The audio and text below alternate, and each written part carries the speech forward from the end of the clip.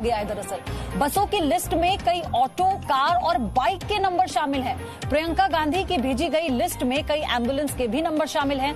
प्रियंका ने प्रवासी मजदूरों की मदद के लिए बसें भेजने का प्रस्ताव यूपी सरकार को दिया था, आपको याद होगा, जिसके जवाब में ये कहा गया था कि अगर हो सके तो 500 बसें नोएडा में, 500 बसें गाजियाबाद में प्रियंका गांधी वाड्रा यानी कांग्रेस भिजवा दे।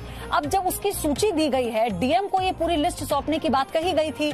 अब ये जो लिस्ट पहुंची है तो इसमें झोल है दरअसल, और झोल क्या है कि इसमें ऑटो का नंबर है, इसमें बसों के साथ साथ कार और बाइक का भी नंबर है, इसमें एम्बुलेंस का भी नंबर है। तो अब ये अपने आप में जांच का विषय बन जाता है। लेकिन इससे पहले भी जब यूपी सरकार की तरफ से बसों को मुहैया कराने की बात की गई थी लिखित रूप में, तो ये कहा गया था कि हम लखनऊ नहीं भिजवा सकते बसों को। उसके बाद दोबारा से यूपी सरकार की तरफ से जवाब में ये कहा गया कि आप एक काम कीजिए, आप 500 बसें गाजियाबाद और 500 बसें नोएडा में भिजवा दीजिए।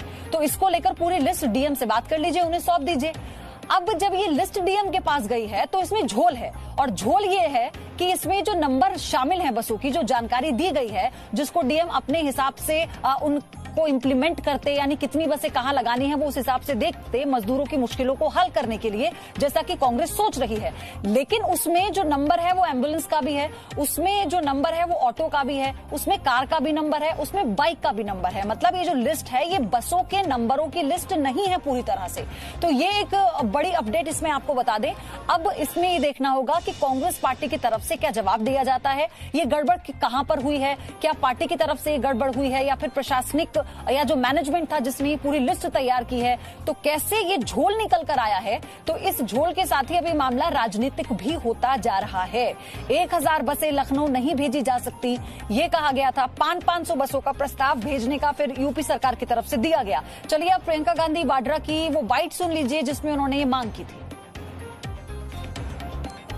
हजारों श्रमिक भाई बहन पैदल बगैर खाए पिए दुनिया भर की मुसीबतों को उठाते हुए अपने घर की ओर चल रहे हैं।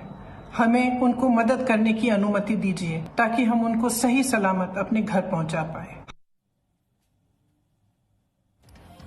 तो हमें मदद करने की अनुमति दीजिए ताकि हम उन मजदूरों को अपने घरों तक पहुंचा पाएं, ये मांग की थी, जिस पर सहयोग भी दिखाते हुए यूपी सरकार ने ये जवाब दिया था कि आप लखनऊ वो बसें भेज दीजिए, उनकी सूची दे दीजिए। तो फिर कांग्रेस की तरफ से ये कहा गया कि वो लखनऊ बसों को नहीं भेज पाएंगे, जिसके बाद फिर यूपी सरकार ने लिखित जवाब देते हुए कहा कि 500 बसों को बांटकर आधी गाजियाबाद और आधी नोएडा भेज दीजिए, जिसके बाद डीएम को इसकी सारी सूची दे दीजिए। यही कांग्रेस पार्टी की तरफ से किया गया। डीएम के पास लिस्ट तो पहुंची है, लेकिन उस लिस्ट में जो गाड़ियों की, माफ कीजिएगा, जो बसों की जानकारी है वो उनके नंबर ना होकर उसमें एम्बुलेंस का नंबर भी शामिल है, बसों के साथ साथ कार का नंबर भी शामिल है, उसमें ऑटो का भी नंबर है। तो ये एक बड़ा झोल निकल कर आया है इस लिस्ट में। अब ये जांच का विषय बन जाता है कि ये गलती किस स्तर पर हुई है। हालांकि कांग्रेस लगातार मुखर है, मजदूरों की आवाज बुलंद करने की कांग्रेस की तरफ से कोशिश, इसमें राजनीति भी हुई। सुखदेव विहार राहुल गांधी पहुंचे थे मजदूरों से मिलने, पिक्चर जब खिंचवाई थी तो उसे फोटो की राजनीति करार देकर इस पर भी खूब बयानबाजी हुई दोनों पक्षों की तरफ से। लेकिन जब अब मिलजुल कर काम करने की कोशिश की जा रही है, यानी कांग्रेस के प्रस्ताव को यूपी सरकार ने जवाब देते हुए माना और ये उपलब्धता करवाने की गुजारिश कांग्रेस से की गई, तो फिर इसमें भी अब झोल निकल कर आ रहा है, जिसका जवाब खुद कांग्रेस पार्टी को देना होगा।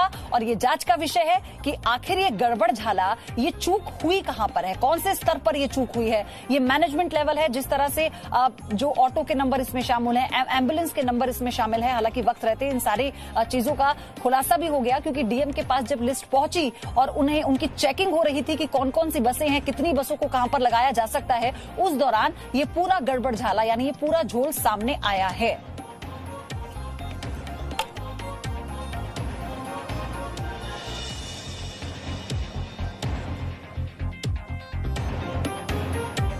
No signal, no worry.